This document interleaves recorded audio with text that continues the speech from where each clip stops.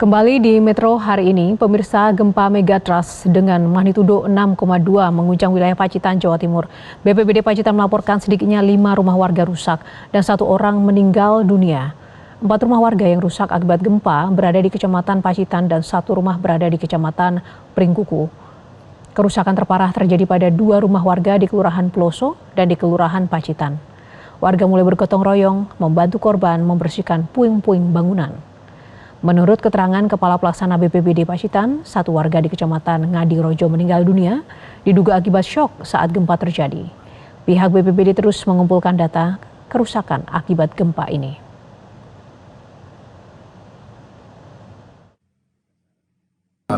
Sangat terasa guncangan itu karena banyak warga yang menyelamatkan diri di halaman rumah dan sebagainya.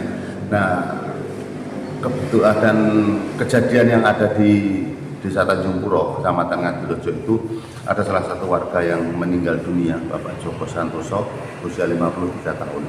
Beliau sebenarnya sudah berhasil menyelamatkan diri, berkumpul bersama warga yang lainnya, bahkan setelah gempa selesai, yang beliau sempat berbincang-bincang dengan tetangganya. Nah, ketika berdiri, langsung beliau ambruk.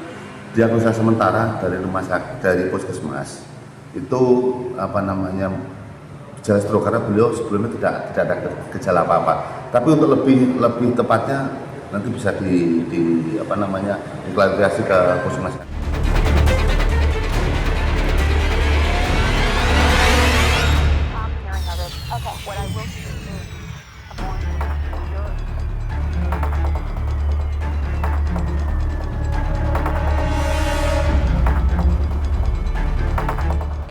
Pemirsa, gempa magnitudo 6,2 yang mengguncang Pacitan, Jawa Timur disebut masuk ke dalam jenis gempa megatrust. Gempa kali ini menjadi pengingat bahwa aktivitas tektonik di selatan Pulau Jawa masih sangat aktif.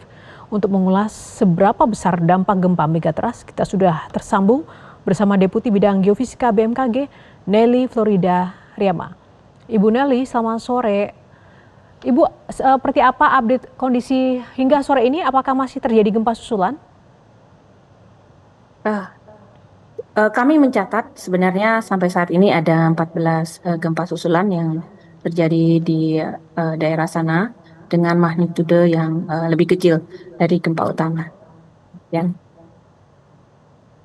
Ya, Ibu, pada pekan lalu ini kan juga Pacitan diguncang gempa bumi dengan magnitudo yang cukup besar ya. Ada aktivitas apa sebetulnya di titik pusat gempa itu, Bu?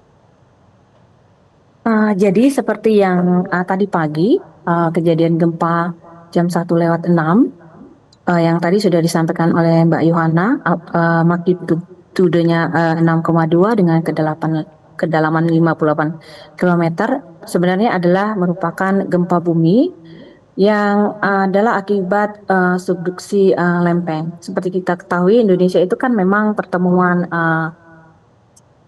3 lempeng utama dunia, yaitu Eurasia, Indo-Australia, dan Pasifik. Sehingga memang daerah Indonesia itu sangat rawan sekali terjadi gempa bumi dan pada kondisi tertentu akan mengakibatkan tsunami. Jadi bahkan kalau kita hitung setiap dalam 1 tahun itu lebih dari 40.000 gempa sebenarnya yang terjadi di Indonesia. Jadi memang wilayah kita adalah memang daerah rawan gempa dan gempa itu sudah pasti akan terjadi gitu di Indonesia. Jadi itu bukan sesuatu yang memang luar biasa, tetapi memang daerah kita memang adalah daerah yang memang kita harus sangat pahami adalah daerah yang rawan terhadap gempa bumi seperti yang terjadi tadi pagi. Begitu, Mbak. Nah, apakah gempa megatrust ini yang mengguncang Pacitan akan bisa memicu gempa megatrust lain di wilayah selain Pacitan, Ibu?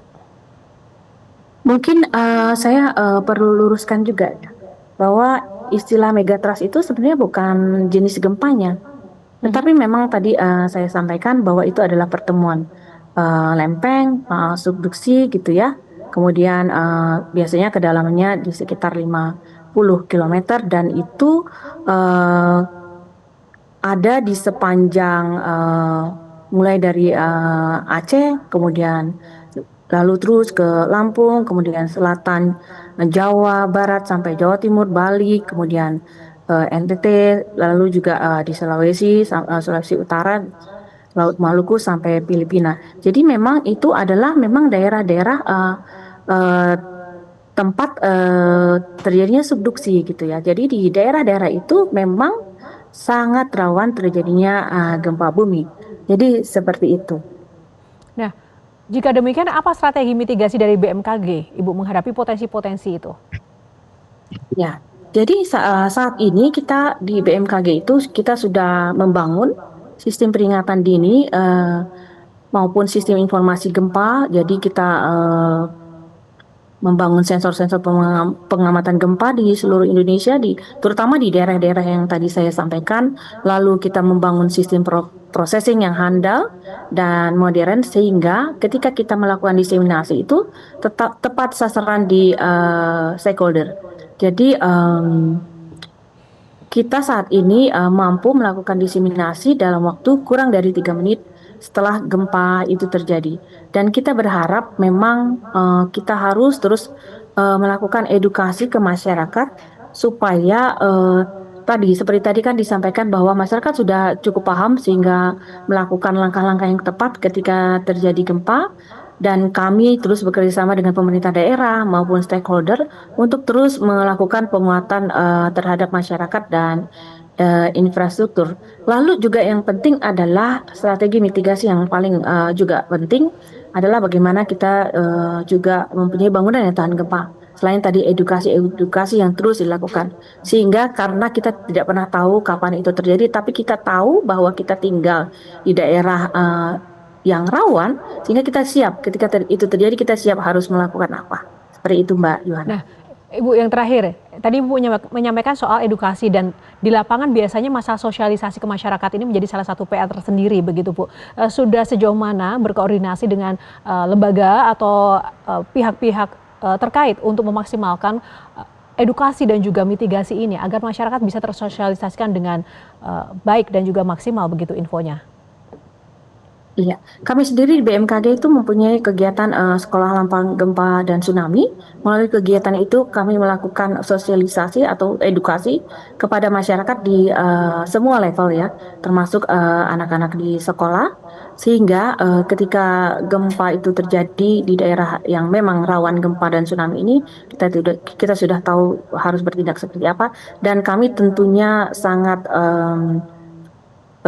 erat hubungannya dengan stakeholder terkait, terutama pemerintah daerah, supaya bisa bersama-sama BMKG membantu masyarakat untuk semakin meningkatkan kesiapsiagaan mereka. Demikian. Baik, terima kasih Ibu Nelly Floridariama, Deputi Bidang Geofisika BMKG sudah berkenan untuk memberikan informasi ulasannya bersama Metro hari ini. Terima kasih Ibu. Jelajahi cara baru mendapatkan informasi. Download Metro TV Extend sekarang.